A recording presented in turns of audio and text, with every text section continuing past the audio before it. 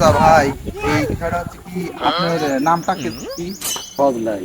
ফজলাই। আপনার নামটা হচ্ছে ফজলাই, কিন্তু মানুষ আপনাকে অনেক লোক গোল্লার টোপ কয়, এটার মানে কি? কাহিনীটা যদি কইতেন খুশি হইতাম। ডাক ডিম দিয়ে মাছ মারি বসে দিয়ে এই কামি আমাকে তা বললার টক্কর।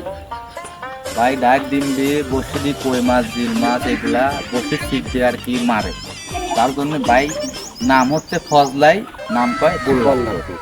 আজ এই কাহিনীটা শুনলেন, অনেকে বলবেন ফজলাই সিনগুলা বাড়ি, যদি কোন গোল্লার টোপের বাড়ি এক চান্স এই বাড়ি আসে, তাহলে কিরকম সার্কুলার, নামের আগে নামের ঠোঁট।